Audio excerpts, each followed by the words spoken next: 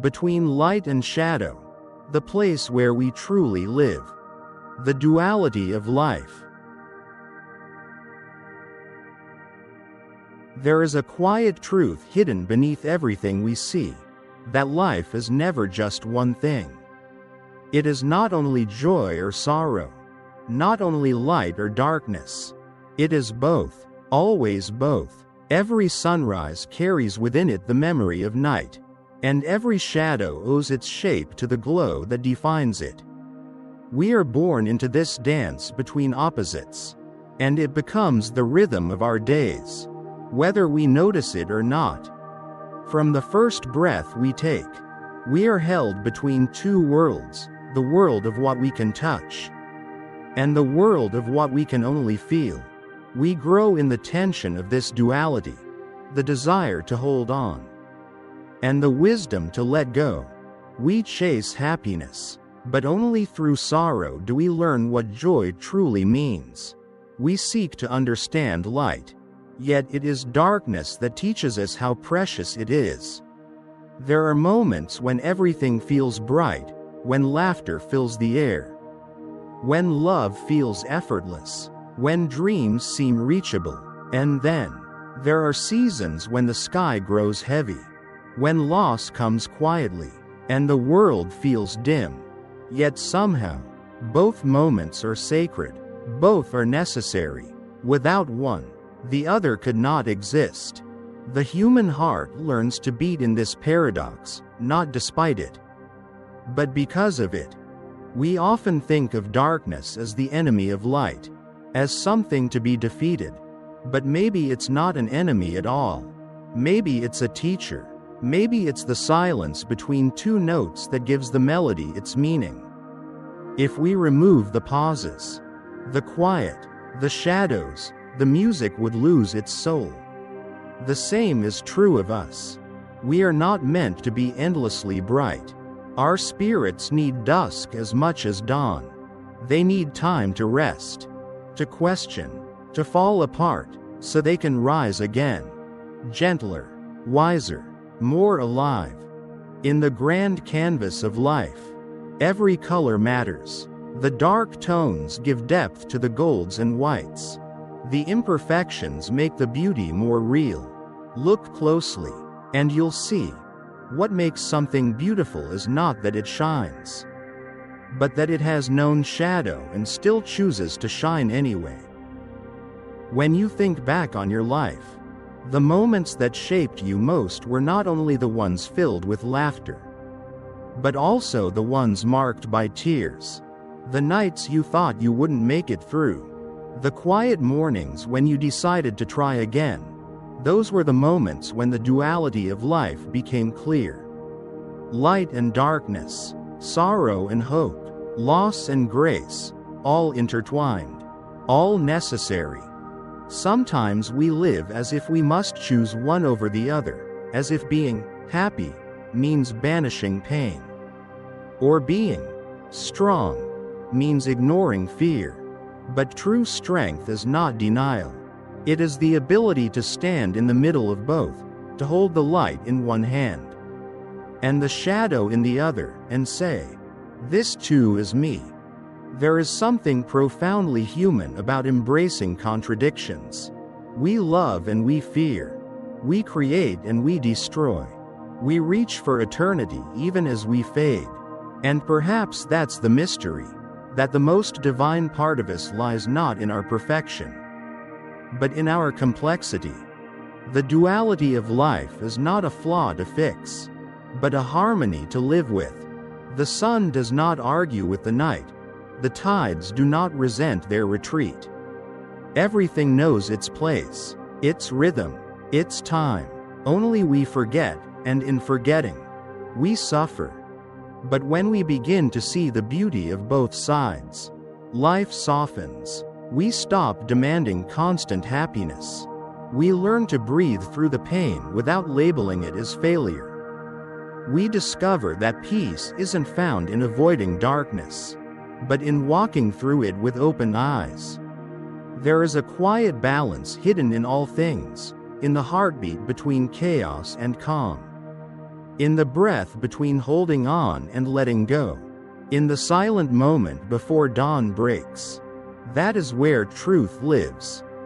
And maybe, just maybe, that is where we truly begin to live too. Because to live fully is not to stand in the light alone, it is to stand where light and shadow meet, where beauty and brokenness coexist, where we stop trying to be only one thing and allow ourselves to be whole. So tonight, when the sun slips behind the horizon and the world turns silver and gray, pause for a moment, listen, you'll feel it, that sacred stillness between light and dark. That's life speaking to you. That's where the soul begins to remember. That's where everything, light, shadow, joy, grief, becomes one gentle, infinite breath.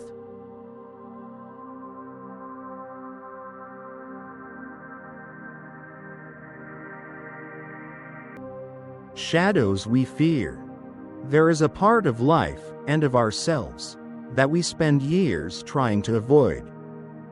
We keep the lights on, fill our days with noise, stay busy enough not to feel what's waiting in the quiet corners. We build walls of distraction, pretending that if we move fast enough, the shadows will never catch us. But the truth is, they're already part of us. The shadow is not what follows behind, it lives within. We are afraid of our own darkness because we've been taught to be. From childhood, we learn that light means good and dark means bad. That sadness is weakness. That fear is failure. And so we hide them, the grief, the doubt, the anger, deep beneath the surface, until we almost forget they're there. But forgotten things don't disappear. They wait. They whisper in our sleepless nights, in the moments when everything feels strangely empty, even when life seems full. What if the shadow was never meant to be an enemy? What if it's a mirror, showing us the parts of ourselves that still need our love? Every fear we run from, every wound we refuse to face, holds a message. The shadow says, "Look here. This is where you hurt. This is where you are still human." It invites us not to hide, but to understand, not to drown in darkness, but to see that even there is light trying to find its way through the cracks. We often believe that healing means removing all darkness from our lives. But healing is not erasure, it's integration. It's when we take the hand of the shadow we feared most and say, "You belong too." That's where real peace begins. When you think about it, everything beautiful carries a shadow. Love carries the fear of loss. Joy carries the memory of pain. Even faith, in its purest form, carries moments of doubt. To live without shadow would mean to live without depth, a flat, shallow light that reveals nothing of who we are. The soul needs both contrast and contour to be seen. Sometimes, it's in the darkest hours that we meet ourselves most honestly. When all pretenses fall away. When we can no longer pretend to be unbreakable. That's when we see who we truly are, fragile. Yes, but also resilient beyond measure. The shadow strips away illusions, leaving behind only truth. And yet, we resist it. We call it depression, loneliness, failure. We try to escape. But the more we run, the more it chases. The only way through darkness is to stop running and turn toward it. To look into it, not with fear, but with gentleness.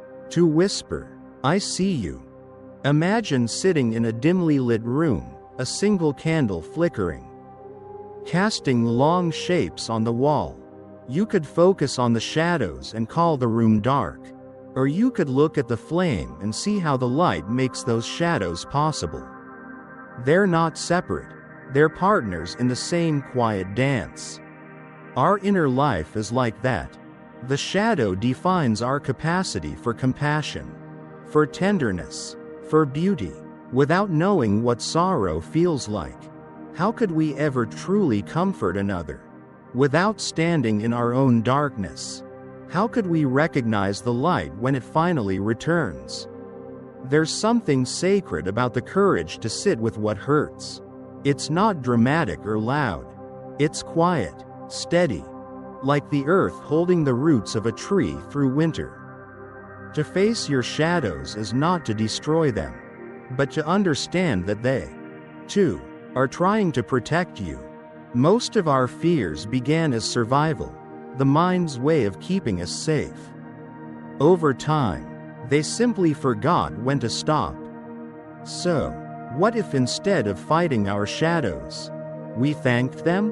What if we said, "You helped me once, but I don't need you to hide me anymore"? That is the beginning of freedom.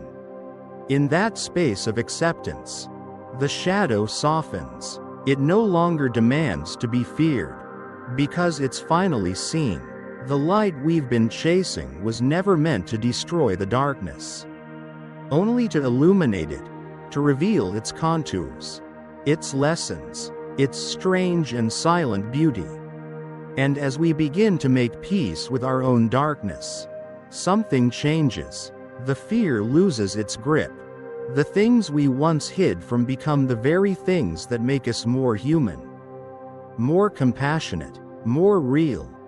Because in the end, the shadow isn't the absence of light. It's proof that light exists, that something within us still burns bright enough to cast one. So next time you feel the darkness close in, don't run. Sit quietly. Listen. There, beneath the fear, you'll hear a familiar voice. It's your own, the part of you that has been waiting to be loved, even in the dark. That is where transformation begins. That is where light is born again.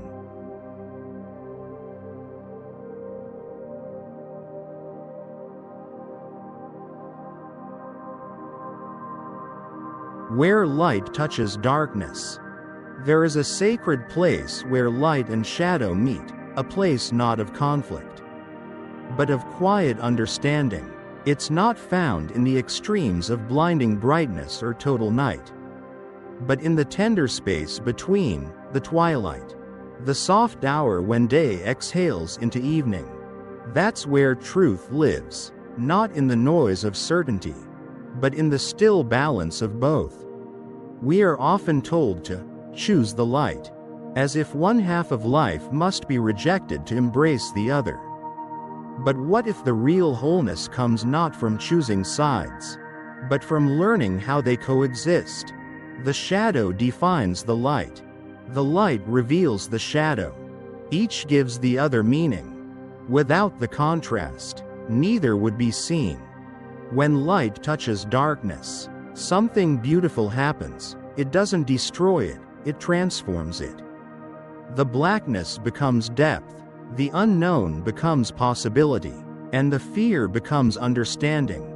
The two are not enemies in an endless war, but dance partners in a slow, ancient rhythm, one leading, one following, both essential to the music of being alive. Think of how dawn happens, not in an explosion, but in a gradual revealing. The world does not leap from dark to light, it transitions. Breathes, softens, the stars fade gently, the sky blushes awake, the light honors the night by not erasing it too fast. There is wisdom in that, a reminder that transformation is never about violence, but grace. Perhaps this is what the soul learns over time, that light is not about perfection, and darkness is not about despair. They are both languages of the divine. One speaks in clarity, the other in mystery. Together, they form the full sentence of existence. When you've walked through enough of life's dark valleys, you begin to notice how even the smallest flicker of light feels different there, more sacred, more real. It doesn't need to be bright to be enough. A single flame in the darkness means hope. A single moment of peace in pain means grace. We spend much of our lives trying to separate what belongs together. We call one part of ourselves good and the other bad. One side worthy and the other shameful. But healing, true healing, is the reunion of what was divided. It's standing at the edge of our fear and letting the light touch it. Not to erase it, but to see it clearly for what it is. A part of us longing to be understood. There's a moment that happens, often quietly, when light and shadow meet within us. It's not a grand revelation, not an external miracle. It's a soft shift, a release. The pain you once ran from no longer feels unbearable. The grief begins to breathe. The wound, while still tender, no longer defines you. That moment, that union, is where peace begins to grow. Imagine a forest after rain. The ground is damp, the air heavy, and in the dim light filtering through the trees, you see reflections of gold where drops of water cling to leaves. That's how the soul looks when light and shadow coexist, not spotless, but alive, not perfect, but radiant in its imperfection.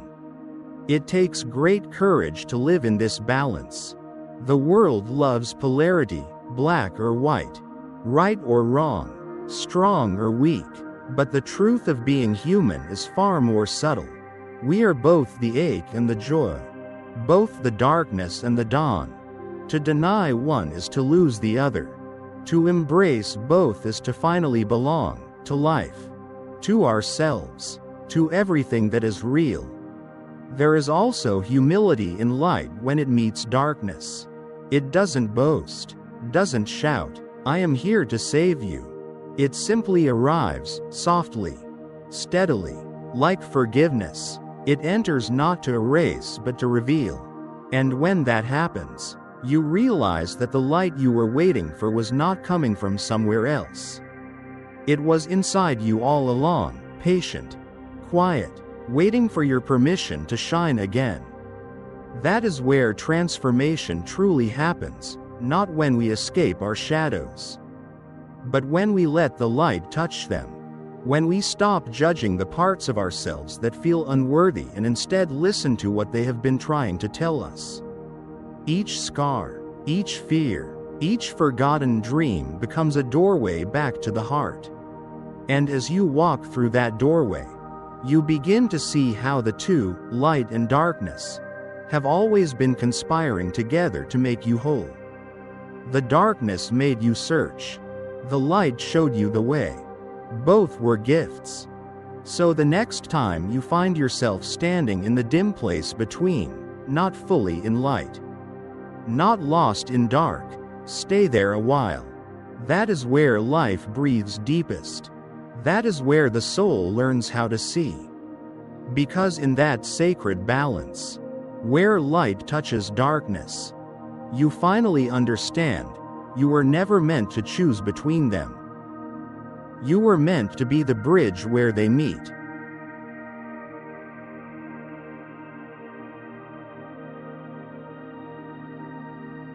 Living in the balance. There comes a time in every soul's journey when chasing either extreme, the blinding light or the endless dark, no longer feels like living.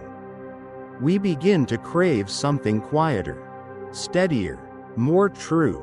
That is the moment when balance calls to us, not as a destination, but as a way of being. Living in balance is not about walking a tightrope between chaos and calm. It's about learning the rhythm of both, how to sway without falling, how to bend without breaking. It's about realizing that life was never meant to be all light or all shadow, but a dance of both, intertwined and inseparable. The modern world has taught us to worship extremes. We are told to be all in or all out, to push harder, to shine brighter, to stay positive no matter what. But light without rest becomes exhaustion. Growth without stillness becomes noise.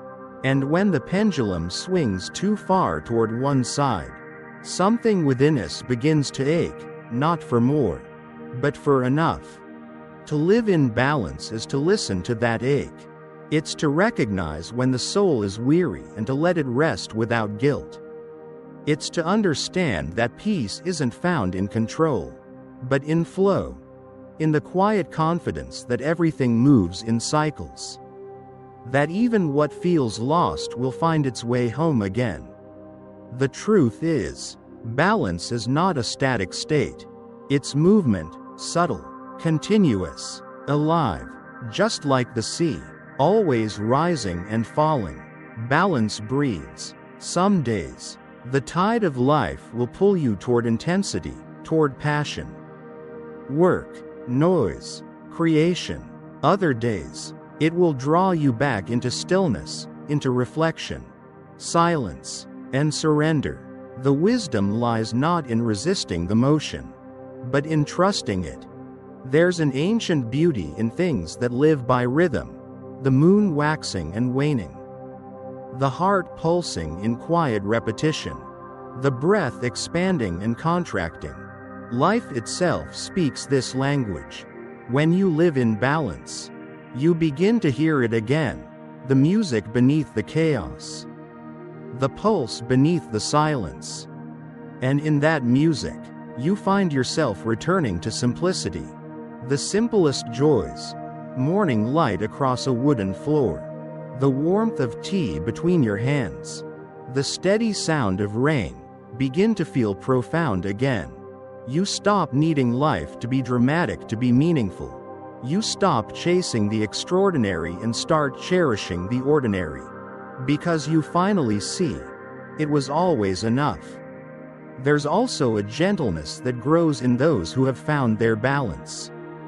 They don't rush to judge or to prove. They know that everyone moves through light and darkness at their own pace. They've seen enough of both to understand that compassion is not pity, it's recognition. It's the quiet acknowledgement, I've been there too. To live in balance is to live with open hands.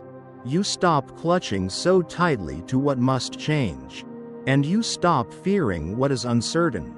You begin to trust that letting go is not losing, it's making space. You allow joy to come without needing to trap it, and you allow sorrow to pass without needing to deny it. In this way, you move like water, soft, yet strong enough to carve through stone. Sometimes, balance means stepping back, saying no when your heart feels crowded, choosing silence when words will only add to the noise, letting the world spin while you sit still long enough to remember who you are beneath it all. This isn't weakness, it's wisdom. The wisdom of knowing that your worth is not tied to your pace, your noise, or your performance. And other times, balance means stepping forward, taking the risk, speaking your truth, allowing yourself to shine even when it feels uncomfortable. Because light, too, must have its moment. When you live in balance, you begin to see how the sacred and the ordinary are not separate things. Every breath becomes prayer, every pause becomes purpose, every shadow becomes the shape that allows the light to be seen. Perhaps, in the end, balance isn't something you achieve, it's something you remember. It's the natural state of the soul before the world taught it to rush, to compare, to strive. It's that quiet center inside you that has always known how to return home, no matter how far you wander. So take a breath. Feel the rise and fall of your chest. That's balance, happening effortlessly, every second of your life. You don't have to earn it. You only have to notice it. And when you do, you'll begin to live in rhythm with everything, the seasons, the moments, the people, the silences. You'll move not as someone torn between light and shadow, but as one who carries both with grace. Because balance is not found at the edges of life. It lives in the heart, in that still, unwavering place where all opposites meet and rest together. That is where peace begins. That is where we truly live, between light and shadow.